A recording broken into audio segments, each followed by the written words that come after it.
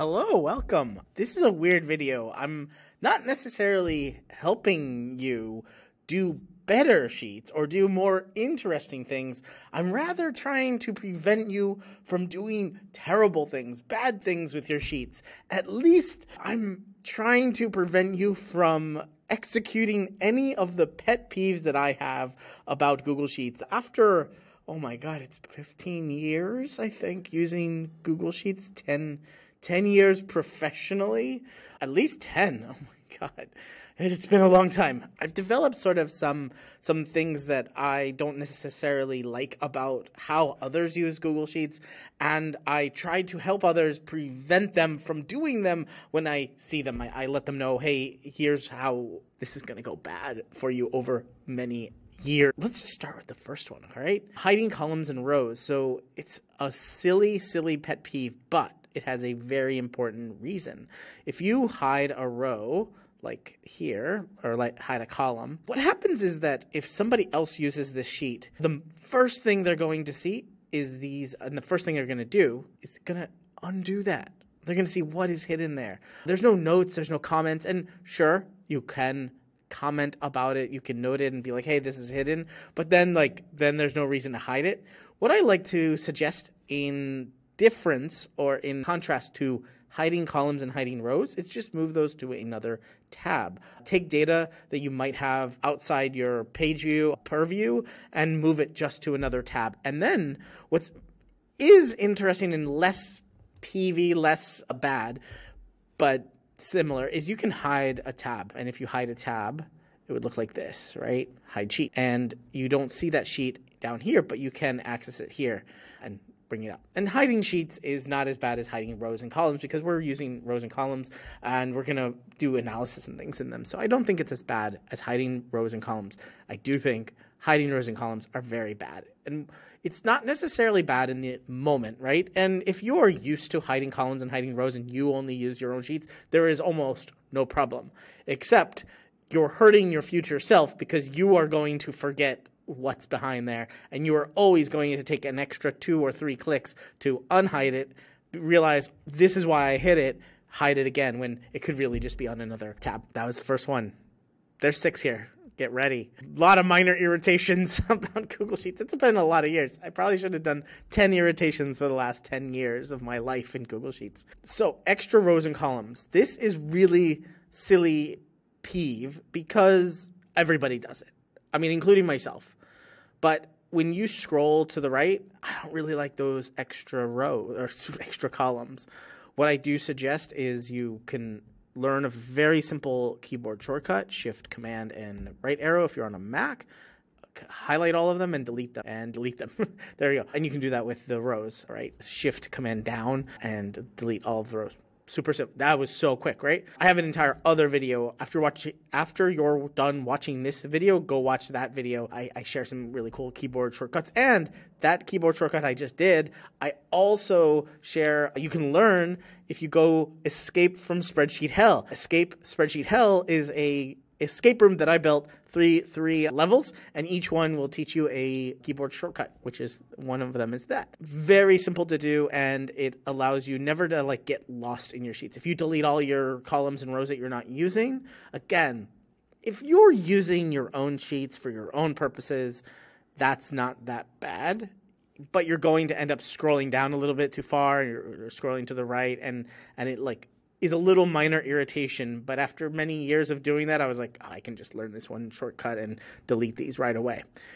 The third pet peeve that I have with Google Sheets and sort of minor irritation is people and sheets that have just color everywhere, that they color everything. I had an old boss who loved to highlight things as he talked about them, and we covered them, going like this with some garish yellow, and highlighting it over and over. What happens is this ends up being very inaccessible, especially to people who are colorblind or they don't see necessarily shades. People will sometimes try to fix different colors by using only one color in different shades, but it gets rather hard to know the difference between colors. So I like to use symbols. I like to use icons. This checkboxes are a fairly new item, but you can insert emojis into, and you can they have color, We can also increase the size here. Let's do that. They do have color, but they also have shape. And shapes are much easier to see than differences in color. Differences in shapes are very easy to see. Not as easy as differences in color. And then what ends up happening also is that different cultures all have different colors that they mean different things. And individual people have different meaning for different colors. So if you're coloring something, you're highlighting it, you might be highlighting it in red as you're done with it and you want to throw it away, but red might have some different meaning, or green. You know, you might be coloring something like approved, but someone who doesn't necessarily see that that's green won't know that everything is approved. So very difficult to keep your sheets easy for others to use if you're coloring everything. Again, using shapes, using icons, I think is like 5 times better. In addition to coloring everything, a lot of people will use too much conditional formatting. Conditional formatting is very useful. Oh my God. Conditional formatting makes things very simple to do, especially coloring things a certain way. There's 2 reasons why I don't necessarily like conditional formatting. One of them, which I already mentioned, is people color everything, is that colors mean different things to different people, and you have colorblind people so that might not be able to see shades or tones or differences in colors. But the second reason is that conditional formatting will go through the rules. As you add conditional formatting, you add a rule. Every single edit, literally every single edit you do on any sheet, anytime you change a sheet, anytime you add a row, every time you add a cell, a value, every time you change something, if you checkbox every single edit you do, conditional formatting will go. Now, if you're only using a little bit, maybe 1 or 2 or 3 sheets, some tabs, a few thousand rows, some tens of thousands of cells, then it's not a problem at all. When you start getting to sheets with hundreds of thousands of cells, which is not that hard to do, if you have a few thousand rows and dozens and dozens and dozens of columns, you're going to get to like 10,000 cells pretty easily. I mean, already a brand new sheet has 1,000 rows and 26 columns. That's 26,000 cells already. The very first sheet if you just go to sheet.new and make a sheet. So what happens is if you make, 5 to 6 or 10 or 20 tabs, keep adding maybe a couple more thousand rows, you're going to get to hundreds of thousands of cells, and your conditional formatting it also has to go through every rule. There is also a weird thing that I found out about conditional formatting, is that if you conditionally format an entire column, then you take a row in there and cut that row and move it to another tab, or cut it and move it somewhere else, it will create then 3 conditional formatting rules, because the cut creates an array above and an array below, and then that one. So now you've tripled the amount of rules that you have in conditional formatting for every cut that you do of a row. Found that out the hard way when our sheet stopped working after doing 100 of these cuts, and we had 300 rules or more. So you might not be at that point. Totally fine. Conditional formatting is fun. It's one of the most useful features of Google Sheets at all. So I highly recommend you use it. And if you don't know how to use it, but use it moderately, and don't go overboard with it, and just consider that you're going to have slow sheets after a while. All right, if you notice the next pet peeve, if you notice my sheet here, I am still using Arial, and I'm using 20 font size. I think people try to fit too much stuff into one viewport most of the time. We try to keep our headers small. We try to keep our data all in one place. We can look at it all, but not everybody has the power of eagle-eye vision. I have 4 eyes here, and I still can't see very well. So I think people need to just make their text bigger. This is literally double what the normal is. Everybody has it at 10. You can also zoom in and zoom out of your Chrome, right? I think actually I think I had this zoomed in twice at like 125%.